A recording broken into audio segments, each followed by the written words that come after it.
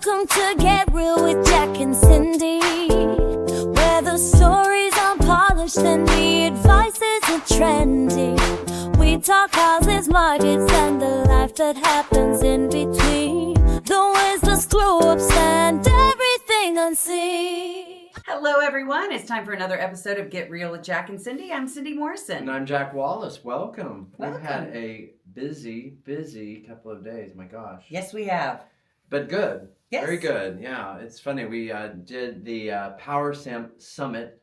Easy for me to say. Mini conference With our company, which is basically you have 10, 11, 12 tables depending, and there's people from our company or lenders or different things.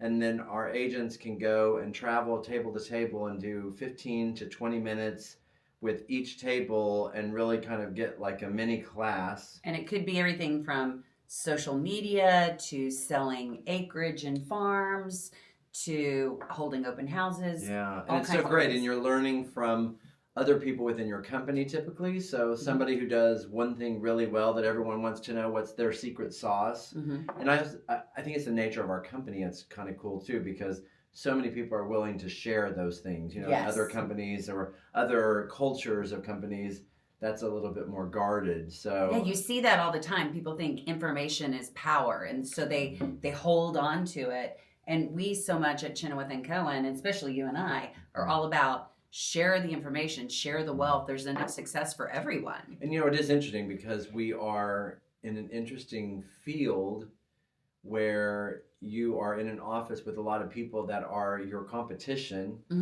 but at the same time, they're your collaboration. So, and then, you know, even when you go outside of a company and you go into a MLS and you're working with other realtors on projects, like if somebody has the listing and we bring the buyer, then we're working together on the deal or the transaction. But at the same time, once that's over, I'm going for the same listings you're going for, I'm going for the same buyers. So it's an interesting kind of back and forth where it's competitive, but at the same time, it's collaborative. Agreed. It's a very thin line a lot of the time, and people can go a little too far both ways, honestly. Sure. Yeah. But I think you and I, that's kind of our core. When I worked in TV news, I mean, I was always helping the young cub reporters, the reporters who wanted to become anchors, helping them get on the set. And people are like, why are you training your replacement? And my answer was, I love TV news. I think, there's such a magic behind letting everyone know what's happening in their community. And I can't do this forever. There are going to be people coming behind me. And I love the industry enough to make a difference in it. And I think you're the same. I think it's Broadway boot camp. Yeah, but even beyond that, I think of all the people that I have had the pleasure and the good fortune to work under, who have always been so generous with their time and always willing to share and try to help me to, better myself, better my career. And, parents that were that way. So I just think it's just natural for me. I don't think I have that tiger instinct that a lot of people have, that if I don't get it, it's gonna, Right. I believe in infinite resources, not finite resources. Agreed. And so I think that's where, and I think it's really a hard way to live if you don't. But I know a lot of people, that's how they do. But it was funny because today, actually, I was at, believe it or not, I was at a basketball game with, look at you. With 4th and 5th graders. And I found it really interesting because, I grew up kind of doing more theater.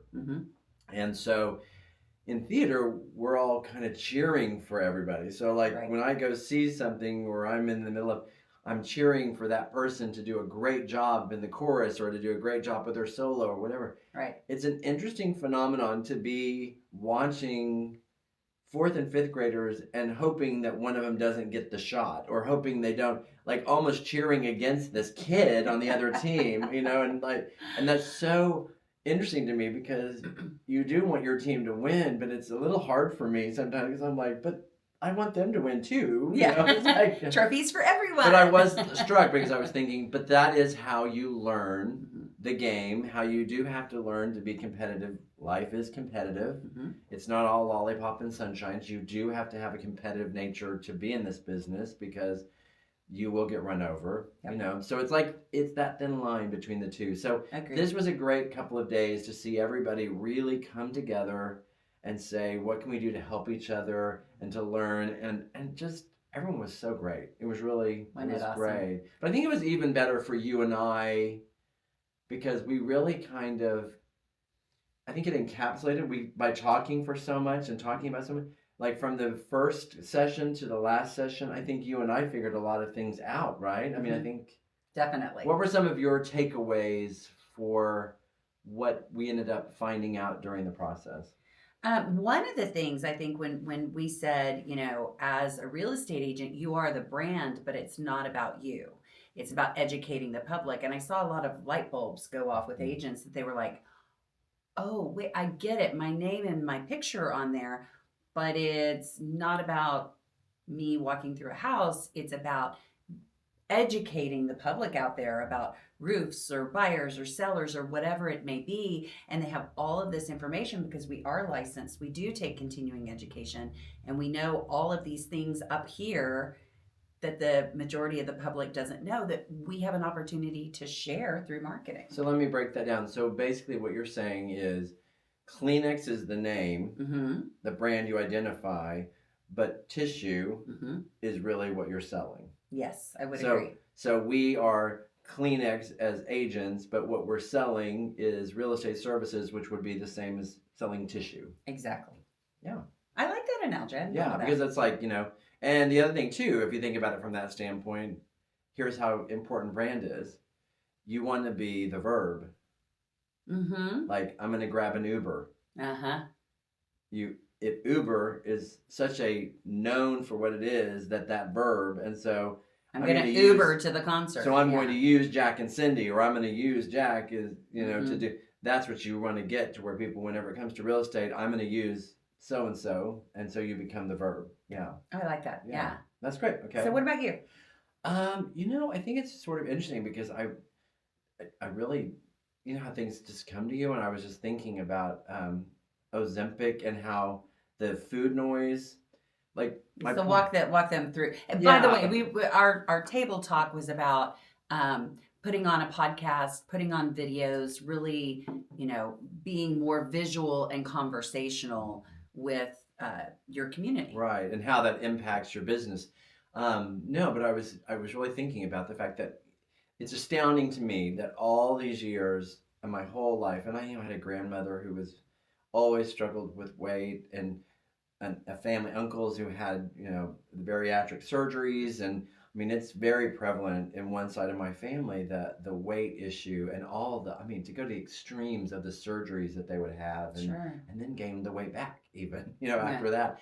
But it was so interesting because I started thinking about how Ozempic sort of proved that really what makes you lose weight is to reduce your calories. Now I know there's other people that have other things, and I'm not saying that it's always 100%, but really a large percentage of the population, it is just calories. So instead of I'm just going to eat meat and protein, or I'm just going to eat salads, or I'm going to do this or that, it really is the calories you take in. Calories in, calories out. But we can't do that if our brain is constantly telling us we need to eat. It's also interesting that the same thing a lot of times will take people's desire for alcohol, take away their risky behaviors of gambling. I mean, it's changing our bodies by changing a lot of things in our gut that signals our brain to not desire those things, to not desire to eat so much and to do. Interesting, very interesting. So then I was thinking, so what would it be if it was real estate? What would it be that we would want that shot or that pill to do to get our business to be the best it can be? That if it was the one thing, and it's talking. So what is the Ozempic or the Mounjaro of real estate? Yeah, or what is the effect we want it to do? And the effect we want it to do is to get us to start talking again. We can be behind our computer and make beautiful ads.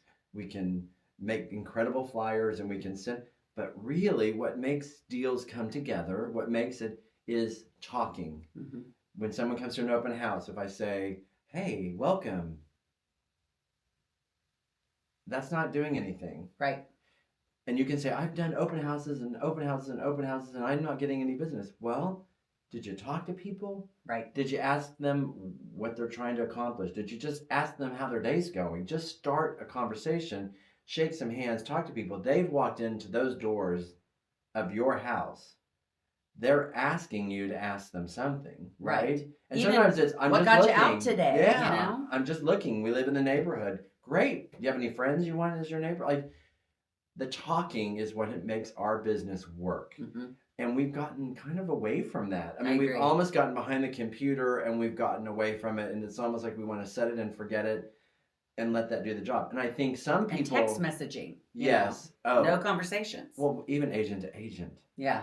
Like, oh, yeah. I'm like, pick up the phone. This is not a text. We have to discuss this. Right. You know, if you're another agent and you're starting to have a conversation and the other agent, I can call them and call them and call them and they won't answer, but they'll immediately do my text back. And I'm like, we should be talking because there's things that will not work here in writing. Right. We have to have the conversation and they just don't want to do it. Right. And so I really think that is what we need to get back to. And so I think what video and what we're doing right now is we're talking with the public. We're talking with you. And that is what we're really, I think, learning about this form of communication in our business. It's a way to reach a lot of people, but to do it in a very personal way where people then go, oh, wow, I really like you or I relate to you. And I'd like to have a conversation further with you that's more personal to me. So we're starting very general conversations and allowing people then to come and bring them and make them personal and how that can serve them. Absolutely. That was a very long-winded version of that. But you know what I mean? It's, right. It's like, how do we get back to that basic thing, which is talking? Well, it's so funny. Somebody asked us, like, you know, do you plan out the entire year of what you're going to talk about every week? And you and I kind of giggled. And my mind really doesn't work in an outline. My mind works more if you know about mind mapping. You know, you start with a center and then you draw, oh, yeah, I want to add this. And, oh, yeah, I want to add this. So I can line it out, but my mind still isn't going to think that way. So you and I kind of do think, okay, we're going to talk about these things, but the world changes so fast. And there's so much happening in real estate that a lot of times we've even planned to talk about something and we sit down and we're like, oh, did you hear about? And there we go down the rabbit hole. That always makes me think of Florence Birdwell, the Florence. famous voice teacher, Cindy's voice teacher, but Kristen Chenoweth's voice teacher, Kelly O'Hara's voice teacher, and a dear friend. And I used to go with John a lot, and we'd watch her master classes. And one of her favorite thing was to stop the singer and say, "You are listening to yourself. Stop listening to yourself." And I think that's what we have to do. Sometimes we have to not get so in love with what we think everybody needs to know and be really in touch with what is the public, what is the world telling us they need to know right now. And it's very basic stuff most of the time that we all just want. What's that? He reminded me, there is a newsroom saying we always said, and it's called with them. What's in it for me? And you brought that up. You said, yeah, that news thing that you would always talk about. But when you think about whatever business you're in, whether you're a real estate agent or someone else, if you think about with them, not what's in it for me as the agent, but what's in it for the person who's listening to this. And we did that in the news because we knew anybody who was sitting down, who luckily would sit down and watch the news. It used to be an appointment to sit down at 5:00.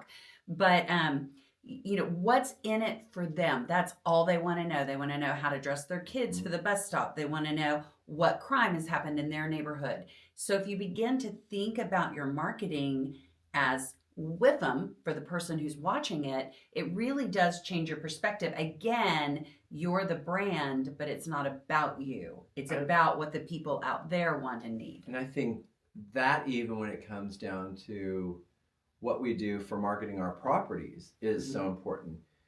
What is it? You know, you're trying to figure out your demographic buyer, right? You're trying to figure out your demographic person that's going to really love this house and want to live in it. Because if everybody loved every house, we'd have a real problem. Yes, yes, we would. But somebody's gonna love that house. I mean, and there's a lot of houses. There's times where I'm like, ain't nobody gonna love this house, and somebody comes along and it's their favorite house they've ever seen, and they can't wait to make it their own. So, how do you find those people, and how do you put that together? So you have to look at that house and figure out how to market what would be in it for the person who buys it. In fact, I've learned this with my buyers, and this did actually come up at a couple of the different tables.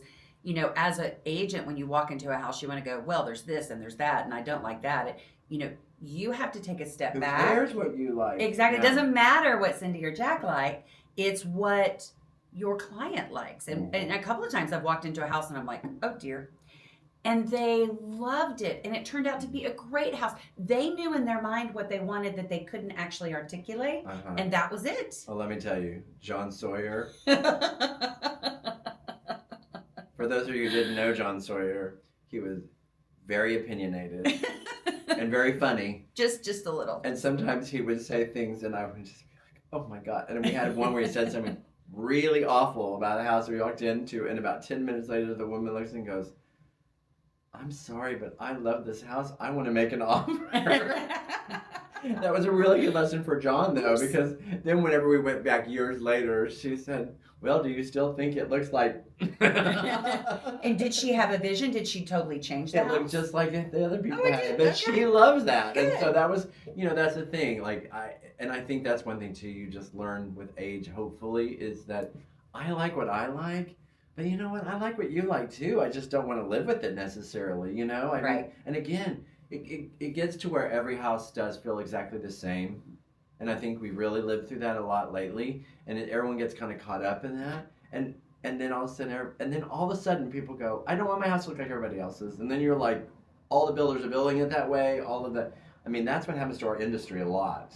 So being true to yourself really does pay off in the long run, I think. I mean, look, we've been modern, contemporary, and clean, and now we're going back to, you know, flowery wallpaper. The 90s old are money back. Look, yeah. Old money look, exactly. Whatever that means. But, antique furniture. Preppy handbook almost. Darker. Yeah. Yep. Ralph Lauren. Yeah. You know, more like that. So, you know, and my mother always told me when I was younger, she was like, you know, I know you said you don't like that, but just wait.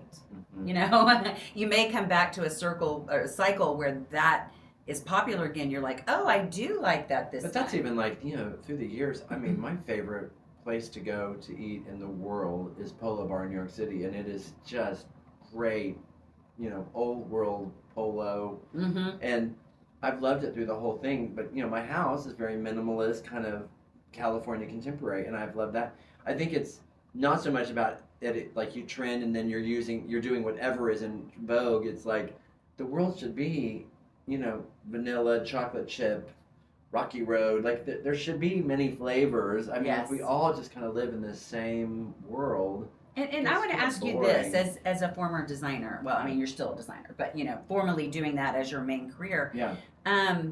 You know, now it seems like the trends come in and stay 10, 12, 15 years, and then they cycle around again. I wonder if this is because of social media and the TV shows, because it used to seem like, well, I mean, maybe it was I think of, you know, the 80s and the florals into the 90s. Shag carpet, orange shag carpet. I mean, they kind of lasted a little bit, like probably about the same amount, probably about the same amount of time. I think when you go back further, I mean, I think that started probably in the 60s, 70s when we went. That was kind of maybe the first like real burst into like sunflowers, and you know it went really crazy, and then that was kind of the 50s and 60s, and kind of into the 70s. Yeah, the 50s was pink and green, and I mean I think it's been sort of that way. It seemed like it was more like 20 years. Now it seems like everybody's changing everything. Oh, well, that's the probably time. true. Yeah, everything is sped up. But then the other thing too that you have to realize, like think about accents. I mean, obviously we are from where we are, and people can hear it in our accent from other places. And we're from Oklahoma. But if this were 20 years ago when you and I were from Oklahoma and we were talking, we'd have much more of a twang than we actually do. And people from New York would be much more New Yorker, and you know, Boston would be much more Boston. I mean, the whole world is sort of watching everything in real time, and so like you're learning everything from TV and from, I mean, it's just, we've become much more homogenized. We're not so much about just, and I think it's the same thing with interiors and with all that. I think And fast food. I mean, we want everything. our TV shows in 30 minutes or an hour. We want our food in 5 minutes. Yeah. And it just seems like the design trends. It seems like to me, and maybe this is because I'm getting older, that the Charles Faudré look didn't go out that long ago, country French, but now all of a sudden we're kind of coming around to sort of like full circle, kind of a country. You're not going to French like my look. answer to this. Okay. But I think the reality is that as we're getting older, time is speeding up. And I think you're right. So Marlo, we're planning her wedding. Yeah. And I sent her a thing actually just today, and I was like, hey, she's probably gonna kill me for saying this now. She picks this, but I was like, cranberry and cranberry and the greens, are coming back in, and I said, my wedding, my bridesmaids wore cranberry, and she's like, oh, I love cranberry, and I thought, wait, what? We agreed on something? Because we just kind of have had two different tastes, but now that she's out in the real world, she's coming over to my way of thinking. Well, I grew up, my parents' house, I talk about it all the time, but I grew up in my room was shaped like a grand piano. I mean, and I have people go over there and go, oh my God, you weren't kidding. Your room really is shaped like a grand piano. Like I can show you where the keyboard is and where. I mean, it wasn't curved; it was straight. But I always said, when I grow up, all I want are 90-degree angles. I just want to live, and I do live in a ranch 90-degree angle. But like even I have an offset window in my master, and I had them boarded up and put over because I was like, I don't want an offset window in my master. I mean, it's funny. So I have a lot of if I love all the Asian things I grew up with. I've always kind of had a very similar aesthetic to my parents in that way. But that was just not my thing. I mean, after growing up, so I think it's like you take it and make it your own, and then you get exposed to the world and what you like. But I do think it's funny. I will say, I do think it's funny when they think they're inventing something. Oh yeah, which we did the same thing. But surely not. Surely we didn't do that. And I love that the Ralph Lauren look is back. I mean, I think it's. To me, it never went out. Yeah, me either. And I think it's ever. It's timeless. Yeah, and I think it speaks to dignity and grace. You know what I love about, we go on so many tangents, I know, but have you seen the documentary about Ralph Lauren? No. Oh, I'm it's so good. That. It is so good. But one of the things I love was and this is true, I've heard this from multiple sources, he was at the time like Halston, Calvin Klein, and they were out clubbing and being crazy and doing all that. He went to the Hamptons, and they had a small home, small to us, small home in the small to him, small home in the Hamptons, that they literally didn't go to parties in the Hamptons and do all that. They just went and spent family time. And every Friday through Monday, they would be at their little, and everyone was like, you've got to do these things for your business. And he's like, I don't want to do those. I'm not doing that.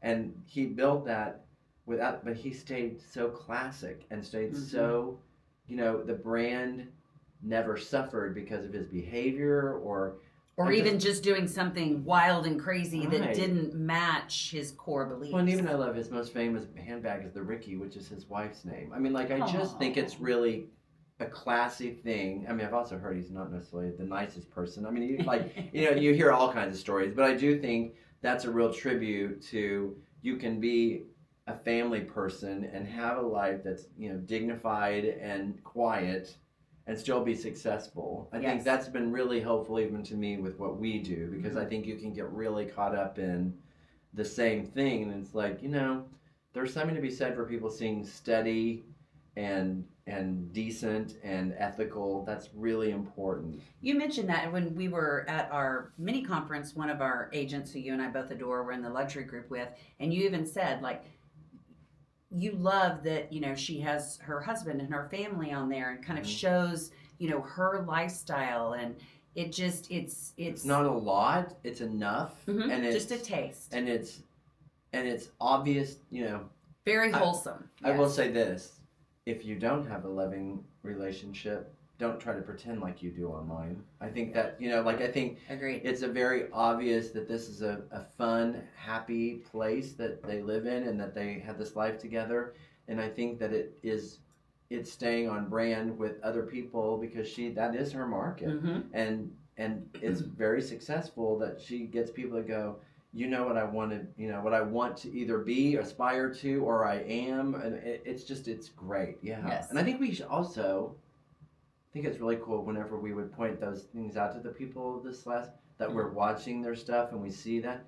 I mean, I think so much of the time we're just throwing stuff out there and you just wonder, is anybody watching? Is anybody? And so I think it was really, and we do, and we all do. Of course. And I think also there's like this kind of pretend like you don't because you don't want to give them, like, it's like, no, tell people. Yeah. And I've also told people, no, don't do that.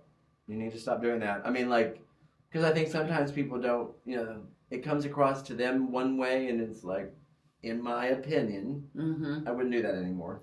And a lot of times that comes down to that, I'm the brand, and I'm going to make it about me. It also comes down to, don't do that. I'm glad that video and all this wasn't around when I was younger. Because I would have been doing a lot of things that somebody should have said, Jack, don't do that, and put it on video and put it out there. You know what I mean? Like, it's not even. We had a lot more grace growing. It's not a judgment, really, as much as it is like, it's, the people in my life that are small call me Jackpaw. So, like, it's kind of a jackpot thing. Like, you know what? I just don't think that's good to do that. I think you'll regret that, you know? And it's forever. It's forever. Like, even, if you want to do job interviews now, they go and look on your social media before they ever talk to you. Like, it is a calling card. And so the public is doing the same thing. If they want to list with you or use you as a buyer's agent, that's where they're going to find out about you. And how much do you want to tell them? Well, we had a lot of people ask, do I have to have a business account and then my personal account? And it is confusing. And I'm not talking about, Facebook having your business and your profile. I'm talking about like even on Instagram. You have your business Instagram and you have your personal. And then on Facebook, you post political things or whatever on your profile. Like having two distinct personalities. Yeah. And it's just so, I don't know if homogenous is the word now, but anybody can see your stuff. So I always look at it as, and growing up in Lubbock, Texas, if I did not want it on the front of the Avalanche Journal for my minister to see, that was our newspaper. Oh, wow. Lubbock Avalanche Journal. If I didn't want my minister to see it, if I didn't want my parents to see it, if I didn't want them to clip it and send it to my grandparents, I wasn't going to do it. Yeah. So same thing with your social media. I mean, if you want to sing about politics, God bless you, but just remember there are consequences to your actions. Good and bad. I mean, we always talk about people being who they truly are because that's who you're going to attract. So I think if somebody is a real strong advocate one way or the other and they do that, it's risky on multiple levels because in some ways we don't live in a safe world, let's be honest, and you can become a target. That's one issue. And not always a kind world. Yeah. But the other side of it is you also would be, there's certain things that I don't try to cover up that some people might want to cover up because I don't want people to be surprised when they meet me and know who I am. Sure. But I'm very selective because I have a lot of friends on both sides of the aisle. I have a lot of friends who are, different than I am, who I respect and love. And so I try to be careful with that. Me too. But yeah, I think it's a really interesting, I think also sometimes I have very strong opinions, but sometimes I don't know how to express them where it doesn't come across in an angry way or in a way that, and so it's like, I think sometimes it's like people use social media like a journal. This, I think, is the way I think of it. There you go. They use it as a journal. If you're in business, do you really want someone reading your journal? And I think that the answer is hell to the no. Yeah. So it's hard. But I mean, I do think we live in a world where, sometimes you have to stand up. I totally believe that. And I think that, whatever you believe, you sometimes have to stand up for it. So it's not about telling people to deny that. Right. I agree with that. But it is like, if that's your business, and like I talked with a group, if I am representing 10 homes at one time, I'm representing 10 families or 10 owners, and I'm putting their stuff out on my social media to promote their home. So I have a due diligence to them to make sure that I'm not doing something that makes people not want to look at my posts about their home because of my opinion on something that has nothing to do with them or could be the opposite of what they believe. Right. So that's when it comes down to, for me, we do choose to use our social media more as promotion than we do as a journal. Some people that have a job that they don't have that's what they choose to do and use like a journal, and I've gotten some incredible things from those people. It's just with what we do, and if you're in sales, and I think it's something you have to give a tremendous amount of thought to, and you can come across thinking you're saying one thing and it being perceived as something completely different, and then you're categorized as something you're not for the rest of your life. For the rest of your life. You're canceled. Yeah. So I mean, it's so blurry now. Well, and that's, it's really, always been, but it seems more so now. I'm super thankful for my TV news background, not like it is today, but particularly in local news, we didn't express an opinion. We didn't say we were on this side of the aisle or that, or, we really tried to report the news, not tell you what we thought about the news.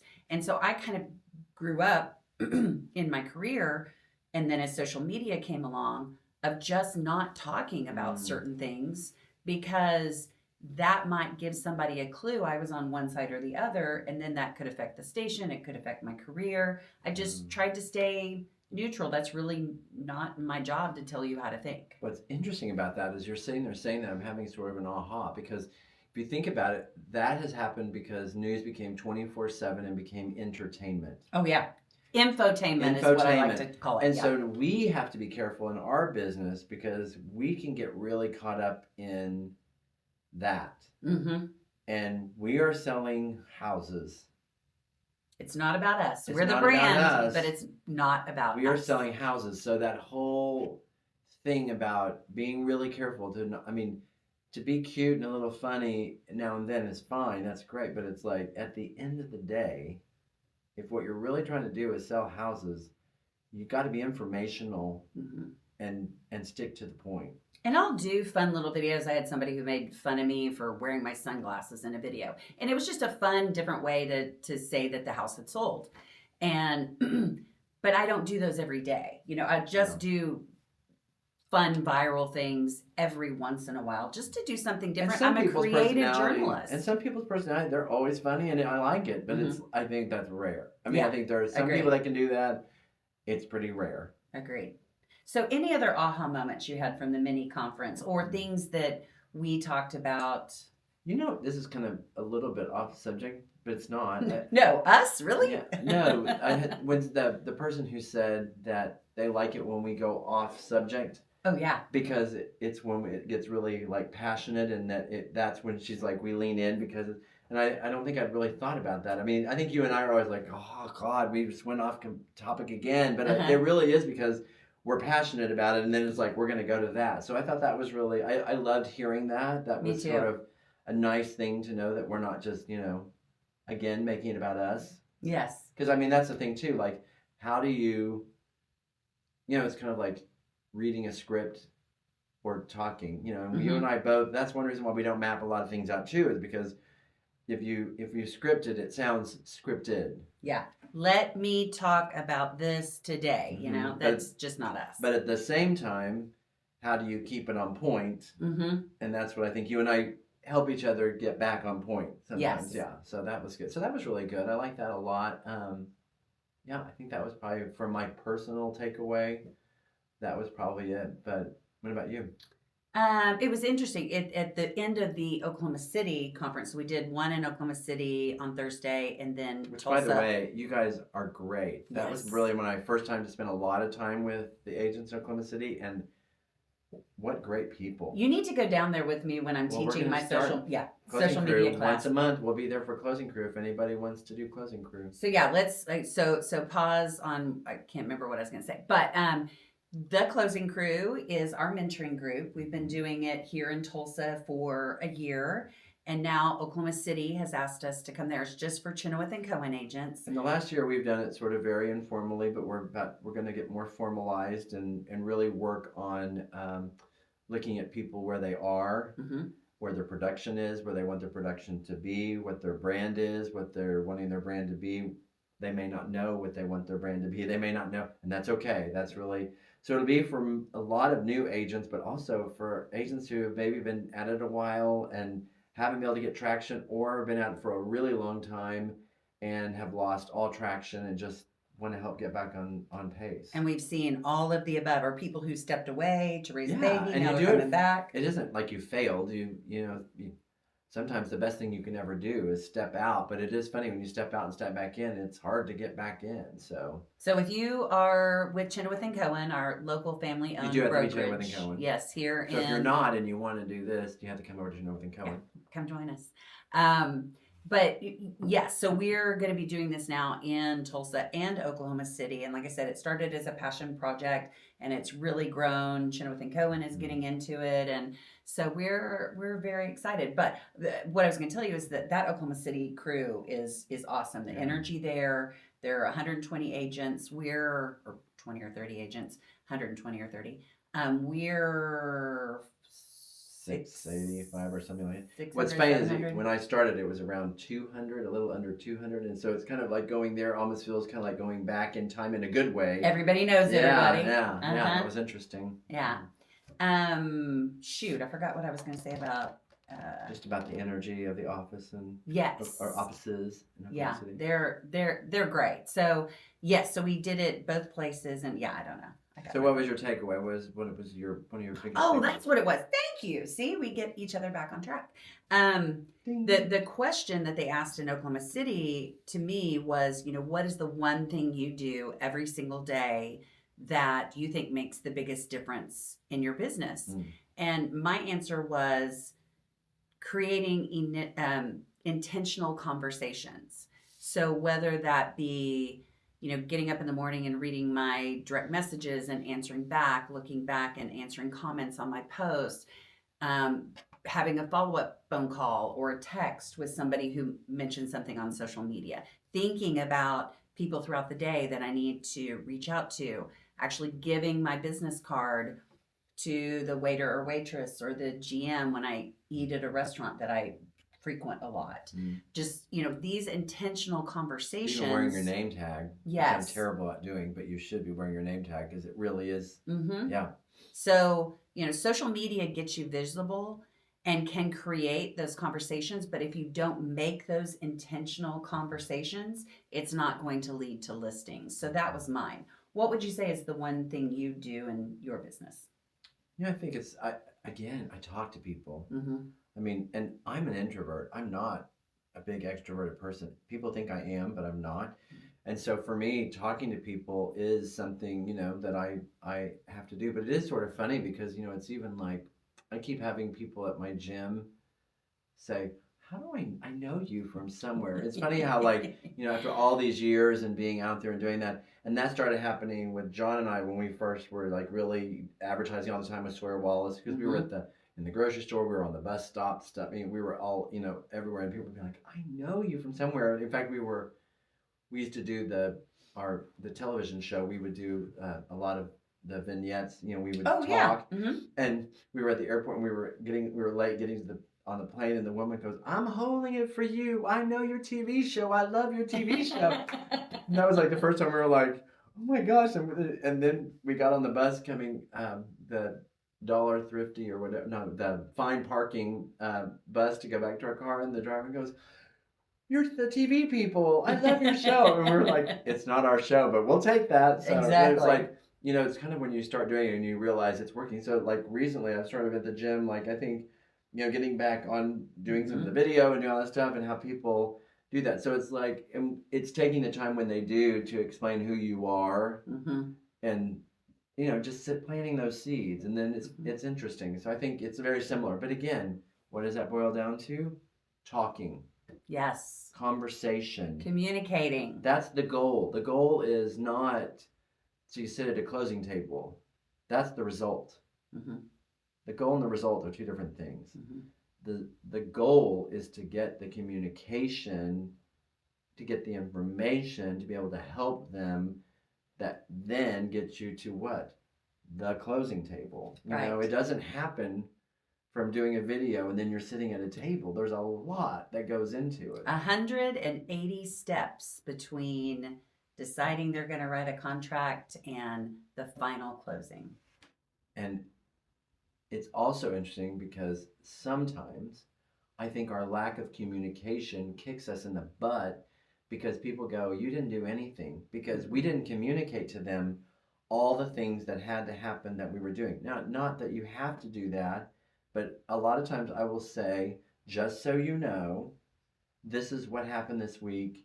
It's taken care of, but I need you to be in the loop so that there's no surprises that you find out. But this is what happened. We fixed it. It's all good. But this is what happened. Because I love to make that phone call. Everything's fine.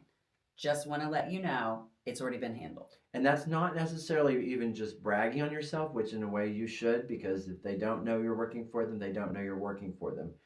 But the other side is, people do deserve to know what's happening in their transaction. Yep, agreed. And sometimes It's you their make money, the their decision home. and you can say, is that okay? That I mean, this is what I'm planning on doing. Just need you to say okay. Because sometimes you can assume that's what they want to happen and they don't. So I think communication is the key. That's awesome. Well, we had a great time in Oklahoma City and in Tulsa. It was always so fun to hang out with you. And I want to give a big thank you to this guy. I just put a post on social media, but Jack is such a giving soul.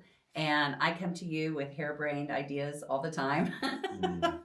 And you accept the challenge, you know, whether it be this podcast, whether it be getting AI certified, starting the mentoring group. I mean, you just are such a great partner in business and a great friend, and I really appreciate you. Well, I really, that was so, it caught me off guard. It was very incredible and very sweet, and I really appreciate you saying that. And I want to thank you for continuing to push me over these last 6 years to keep reaching out, because like I said, you know, in Oklahoma City, I've had to reinvent myself, and that is not easy, going from being a well-known partnership to yourself in business or in life. And there were many times I don't think I would have made those decisions if you hadn't pushed me. So I'm very, very grateful. And the other thing too is how fun. Yeah. You know, that's the thing. I think that it's important that you have fun. And for some people, they can do that by themselves with no problem. But I love being a team player. I like having and we're not a team. We are individual, Yeah. but we are a team in many ways. And I think that's really amazing. So, yeah. And I really encourage you to find your Jack out there. Or your Cindy. Somebody that, you know, is happy for your successes. Somebody who pushes you to be better. Somebody who, you know, I love to say I have no fear. I have lots of fears. But I try to be strategic when I have no fear. And I think we're really good. So I encourage you to have that accountability partner. You know, if you don't have it within your household, I think it's really important to have that outside the household as well. And, you know, just the world can be hard. And I think having someone on your team and on your side is a true game changer. And I think also having someone that you collaborate with that's not necessarily going to just mirror you. Yes. You know, and I think that's a really, because, you know, my other big collaboration is the camp with Kristen. And one of the things is I'm like the den mom. Like, you know, I'm the one who starts with gratitude every day. I make sure the kids are doing good. I'm making sure they're getting to their classes and doing all that. And she's like the overall, like, this is how we're going to get them trained in voice, and we're going to get them, you know, she's the yin to the yang. Yeah. So I mean, like, it's a real complementary, but at the end of the day, our goal is exactly the same, that those kids have something incredible that they can always say, I did that. Yes. And I think that's where, you know, again, it's like, I think that's probably, even the talking is a big takeaway, but maybe that's a real thing too. Like the goal is the end result is the closing table, but the goal is talking. I mean, like, it is collaboration. So not just talking with your clients or what you're saying on social media. Collaborate with them, yeah, because I can't tell you what house you want to buy. I can't make the decision for you to take a price if somebody offers you something. At the end of the day, we're collaborating with them, but they're making those decisions. Yeah. All right. Well, Jack, I love you. I love you. All right. Well, we will. I missed a hugging opportunity. There we go. We will be back again next week. Who knows, talking about what? But this is always fun for us. So we hope it's fun for you too. We'll see you next week. Welcome to Get Real with Jack and Cindy, where the stories are polished and the advice isn't trendy. We talk houses, markets, and the life that happens in between.